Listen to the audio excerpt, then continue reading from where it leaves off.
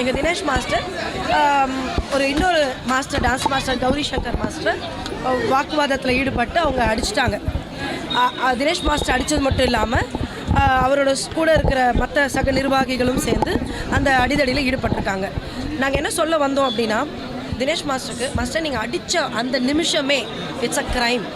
உங்களுடைய பதவியை நீங்கள் இழந்துட்டீங்க. அங்கேயே அந்த நிர்வாகம் அந்த தகுதியை இழந்துட்டாங்க. அதுதான் உண்மை இல்லைங்களா? ஸோ ஒரு ஸ்கூல்லே போய் குழந்தைங்க அடித்தாலே சைல்டுக்கே இருக்கே, சீர்திருத்த பள்ளின்னு ஒன்று இருக்கே, குழந்தைங்களுக்குள்ள அடித்தாலே தப்பு, குழந்தைங்கள வாத்தியார் அடித்தாலும் தப்பு.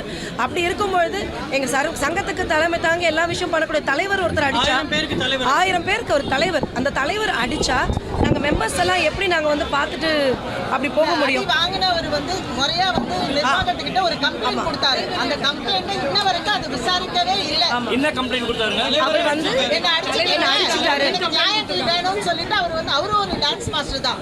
அவர் வந்து கேட்டிருக்காரு. அந்த நியாயத்தை வந்து கேட்டப்ப இவங்க எப்படி என்ன அதுக்கு ரியாக்ட் பண்ணாங்கன்னு தெரியல. அப்புறம் அந்த பிரச்சனை வந்து துணைத் தலைவர் கல்யாண் மாஸ்டர் உங்களுக்கு தெரியும், அவர்கிட்ட இந்த விஷயம் போச்சு. அவர்கிட்ட போன உடனே அவர் துணைத் தலைவர் அவரோட பதவியில் அவர் இருக்கும்போது ஆக்ஷன் எடுத்தாலும் ஆகணும்.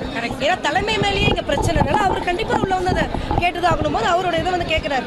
அவரும் பொறுமையாக ஒரு வாட்டியும் லெட்டர் மூலியமாக அஜெண்டா மூலியமாக போடுங்கன்னு கேட்டுகிட்டே இருந்தப்ப இது இவங்களுக்குள்ள ஒரு தீர்வு வரலன்னு சொல்லி பெப்சிக்கு போச்சு.